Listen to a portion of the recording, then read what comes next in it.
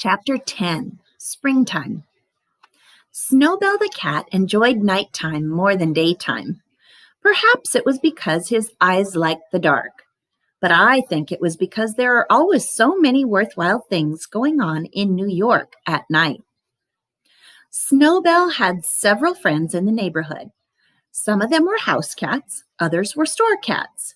He knew a Maltese cat in the A&P, a white Persian in the apartment house next door, a tortoiseshell in the delicatessen, a tiger cat in the basement of the branch library, and a beautiful young Angora who had escaped from a cage in a pet shop on 3rd Avenue and had gone to live a free life of her own in the tool house of the small park near Stewart's home.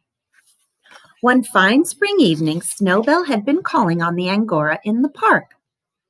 He started home late, and it was such a lovely night she said she would walk along with him to keep him company.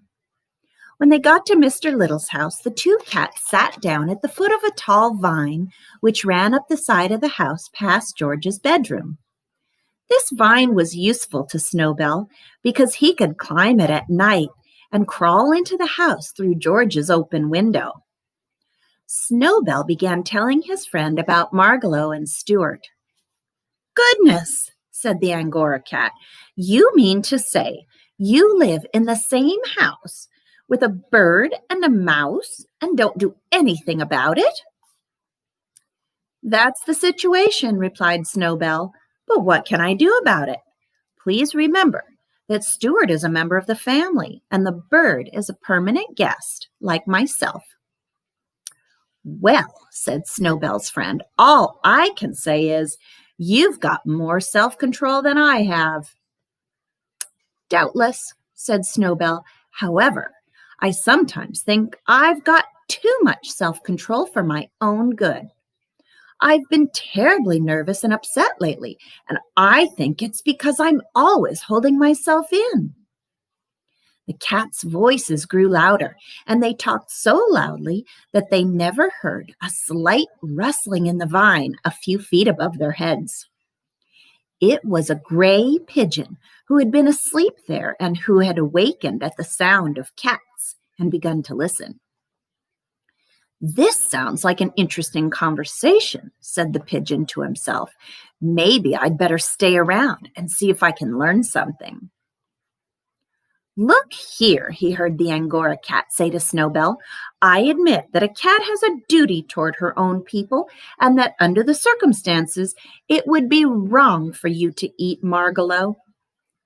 But I'm not a member of your family, and there is nothing to stop me from eating her, is there?" "Nothing that I can think of offhand," said Snowbell. "Then here I go," said the Angora, starting up the vine.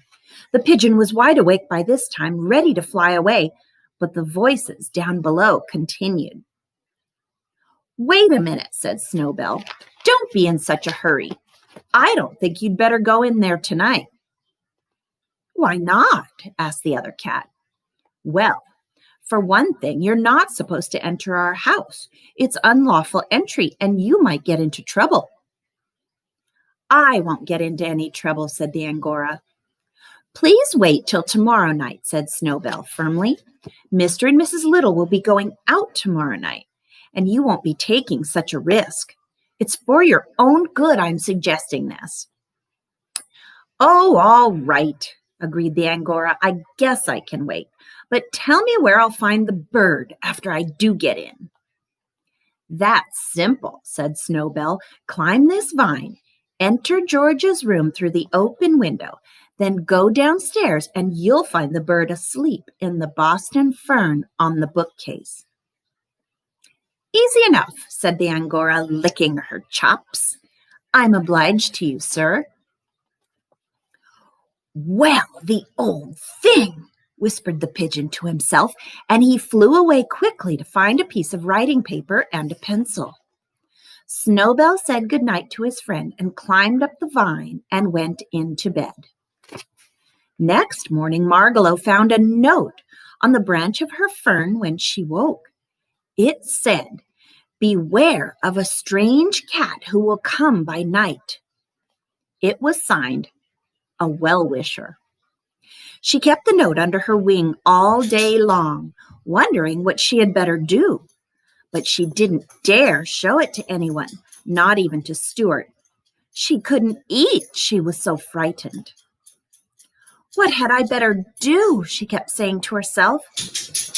Finally, just before dark, she hopped up to an open window, and without saying anything to anybody, she flew away.